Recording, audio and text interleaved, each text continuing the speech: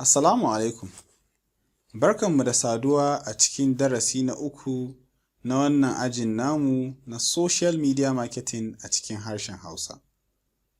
A darasin da ya gabata, na koyar da ku yadda ake amfani da wannan manhajar mai suna Canva, wadda da ita ce ake amfani wajen ainihin ƙirƙirar hotuna da rubuce-rubuce ko kuma yi musu kwaskwarima domin tallata haja a kafafen sadarwa.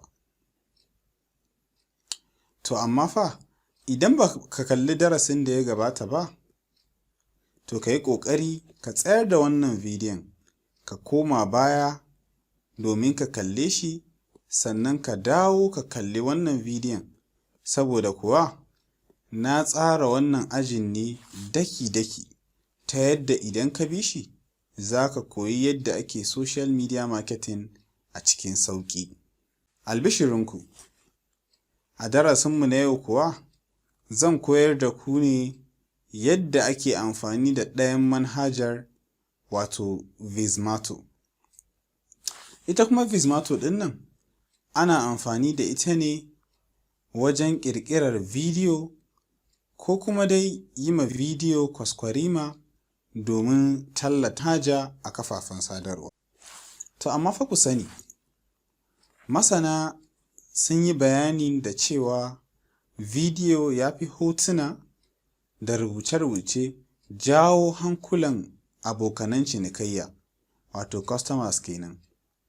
Wannan dalili ne wanda zai sa mu jajirce wajen koyon amfani da bidiyo domin tallata hajojinmu.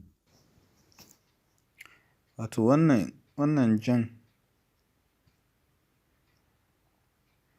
jan shi ne alaman Vizmato. Don haka yanzu sai mu danna shi saboda ya ba mu daman fara aikin. Wato shi Vizmato nan kun ga abubuwan da yake da su nan. Wannan na nan ɗin nan, wannan jan shi ne recording video. Za ka iya kai recording yadda ka san kana amfani da kameran wayanka. Kuma kana kan recording ɗin, kana sassaka mishi wa'yansu irin effects ko wasu abubuwa da za su dinga ƙawata bidiyon.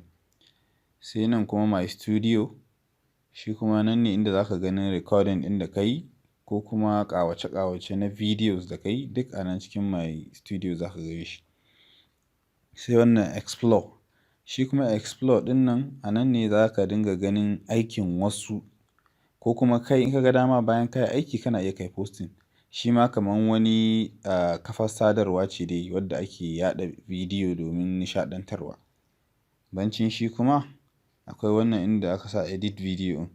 Shi kuma wannan ka riga da ka yi maybe recording video na manhajarka, sai ka ɗaura shi a nan, ka yi mishi kwaskwarima domin ka yaɗa a shafinka na kafafen sadarwa domin ka jawo hankalin abokanan cinikayyanka. Bancin shi za ka iya kuma creating GIF. GIF shi ne irin hoton nan da za ka gan shi yana motsi. Shi ma ana amfani da shi yawanci a social media, musamman wurin in kana so ka ɗan yi passing wani ƙaramin information za ka iya using ɗin shi. Sai wannan slideshow. Shi kuma wannan slideshow ɗin shi ne irin wanda in kana so ka sa hotuna da yawa, ka ɗan sa waƙa su dinga wuwucewa. Kun ga shi ma kana iya using shi wurin tallata haja. Kana iya ka saka hotuna daban-daban, ka sa su dinga wucewa, in ka ga dama ma ka ɗaura kuɗaɗensu. So amma a wannan bidiyon namu zan ba da ƙarfi ne akan wurin da aka sa edit video ɗin nan, wanda bayan ka yi bidiyo za ka ɗaura ka yi mishi kwaskwarima. Don haka yanzu bari in danna shi. So idan ka danna shi, abin da za ka yi next shi ne za ka zaɓi bidiyoyin da za ka haɗa wuri ɗaya domin yin talla. Kun ga kamar haka, yanzu ga na zaɓi 1, 2, 3 da an rubuta. Kana iya kai haka sai ka haɗa su gaba ɗaya ka yi musu kwaskwarima domin ka yi tallata haja. So amma ni a nan kawai zan yi using guda ɗaya ne saboda kar bidiyon namu ya yi tsawo sosai. So don haka zan yi amfani da wannan na farkon. Bayan na danna shi, sai in danna wannan continue ɗin da ke nan sama. Wannan ɗin nan ga ta nan. in ka danna continue kun ga ga nan ya ɗauko bidiyon nan namu da muka zaɓa. So a nan shi kuma in kuka duba sama nan saman haka nan akwai abin da suke kira themes, kamar irin kwalliya kala-kala da za ka iya ma bidiyon ka. In ka danna shi kun gan su nan da yawa, akwai su sai ka zaɓa ka sa ma bidiyon ka. Amma ni ba zan sa theme ko guda ɗaya ba, zan bar shi a asalin color ɗin shi ne. Don haka wannan none ɗin, wannan na nan ƙarshe ta hannun hagu ta saman nan, in ka danna shi none kenan, sai in yi danna wannan makin wannan ɗin nan. So shi kenan yana nan yanda yake. Idan ka dawo ta nan ƙasa akwai nan wurin inda aka rubuta VFX nan, wato video effects kenan zan ce ba. Su ne ga su nan kuna ganin su da yawa. Effect ne na video ga su nan da dama wanda za ku iya ɗauka ku yi amfani da su. Wanda aka rubuta Pro ɗin nan kuma da blue a ƙasa, su wa'inda sai mutum ya biya kuɗi. Kuma ka taɓa ka danna nan inda VFX ɗin yake, za ka ga ya koma SFX kenan, kamar sound effect. Su kuma ga su nan su ma scary, baby, echo, chipmunk, waye ga dai da sauransu. So zan ƙara danna shi sai in koma video effect, don a nan ba zan yi amfani da ko ɗaya daga cikinsu ba. Na koma video effects ina. Sannan bancin su kuma akwai wannan jan na nan wurin. In ka danna shi ga nan ya fitar mana da abu guda huɗu. Na ƙasan nan shine music ko kuma in ce sauti kenan. Na saman shi nan shi kuma mai alama almakashi shine na yanke bidiyo. Shi kuma mai T ɗin nan shine text, wato saka rubutu. Sai wannan shi kuma in za ka yi reversing bidiyo ka dawo da shi kamar ta baibai, shi ne wannan. So a nan abin da zan fara amfani da shi shine wannan mai almakashin, wato na yanke bidiyo kenan. Don a cikin bidiyo na san akwai abubuwa da ya kamata in ciccire. Kamar yanzu in kun lura a bidiyon za ku ga ya haske da yawa, to zan so in yanke wannan farkon. Don haka sai in danna wannan mai almakashin saboda in samu in yanke wannan farin da ya haske. Don haka zan danna mai almakashin sai in ƙara danna shi. Kun ga ya riga da ya yanke. Sai kuma in danna wannan makin da ke sama, ya riga da ya yanke shi kenan. Sai kuma in ƙara danna nan, in fito da almakashin, domin a cikin bidiyo na akwai inda nake so in yanke har wa yau. In na jawo wannan abun kun gan shi nan, wannan za ka iya yawo da shi. In na jawo shi daidai zuwa wurin nan ɗin inda ya haske sosai nan, sai in ƙara danna almakashi. Yana gama yanke inda nake so sai in ƙara dannawa. Shi kenan ya yanke, sai in ƙara danna makin nan. To ya fa yanke min shi kenan. Yanzu na gama yanke duk inda nake buƙata. So bayan haka zan danna nan ɗin again, wannan mai jan kenan, sai in danna wurin waƙa nan kenan. So idan ka danna wurin waƙa sai ka ga su nan waƙoƙi, za ka iya ka shiga har wa'innan ma sai ka je ka zaɓa. So amma ni bari in ɗauki wannan Electron Spark ɗin. Da na danna shi yanzu kun ji ya fara. Don haka sai in danna maki. Na ɗauke shi kenan. Yanzu na riga da na saka waƙa. So bancin haka ina iya kuma in zo in yi rubutu, in danna nan ɗin, sai in danna wannan mai T ɗin text. Idan na danna shi ga yana a nan ƙasa ya nuna mana alaman T. Sai ka danna T ɗin, kaga ya fito da rubutun. Zan saka let's say 25K.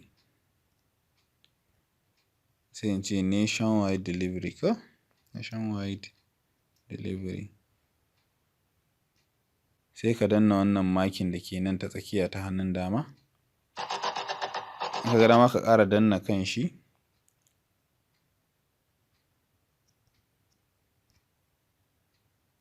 Sai ka danna maki. Sannan kuma zan iya ƙara dannawa, in ƙara danna shi wannan T ɗin, sai in saka number waya 07035633600. Sai in danna makin nan, sai in bar shi ya tayi. Kun ga nan kore, da na ƙara taɓawa zai tsaya. sai in danna maki. Yanzu zan iya in komo, in na danna nan sai in matse, ya zama ƙarami, sai in danna cikin shi, zan iya canza mai kala. In ka danna wannan abun yanzu sai in mai da shi ja, in danna maki. In na danna maki kun ga ya riga da yayi kenan. So yanzu in na ga dama zan iya ma canza mai guri. In na danna nan na ƙara danna text, kun gani yanzu ga yanan na kawo shi nan na ajiye shi. Sai in danna maki. In na ga dama in jawo nan, shi ma wannan nationwide delivery ɗin. In danna nan, in danna text, in matse shi, in kuma canza mai kala shi ma. Nan na manta. Sai in makin, sai in ƙara danna makin, sai in ƙara jawowa inda yake nan daidai nan, sai in danna wannan jan, in danna text, sai in ɗauko shi in kawo shi nan gefen, sai in yi maki. Bayan na yi maki yanzu zan iya in dawo farko, sai in fara saka video effect. Su kuma ta yanda za ka sa su, a misali yanzu wannan bidiyon ka danna play, sai in ce nan slow. Kun ga ya fara yin slow motion kenan. Da ya ɗan gama fito da takalmin sai in ƙara dannawa, ya ɗauki. To yanzu zan iya in saka beats ɗin nan, sai in ɗauke shi. In ya ɗan ƙara yin nisa kamar nan wurin haka, sai in ƙara sawa, sai in ƙara ɗauke shi. Zan iya zuwa kuma gaba in ɗauko wani abin daban. A misali in ce zan ɗauki wannan spin ɗin, sai in ɗauki. Sai ya zo can ƙarshe, sai in ɗauki wani abin daban in ƙara sawa. A misali yanzu a ƙarshen in na ga dama kuma zan yi haka, in ɗan jawo shi haka, sai in ɗaura mashi wannan flame ɗin kawai. To yanzu zan iya cewa ma na gama da wannan bidiyon, kawai zan ce preview. Idan na ce preview, yanzu za ku ga a ta nan gefen ya sa Vizmato. So idan mutum na so ya cire shi, za ka iya ka biya kuɗi sai su cire maka shi. Amma mutum da free muke using ba lallai ba ne. To kun gani za ka iya ka tura shi daga nan direct zuwa wurare da dama. Kun gan shi Facebook ne, Instagram da WhatsApp da sauransu. Amma mu kawai za mu yi saving ne. Yanzu wannan bari mu kalle shi daga farko, mu ga abin da muka yi.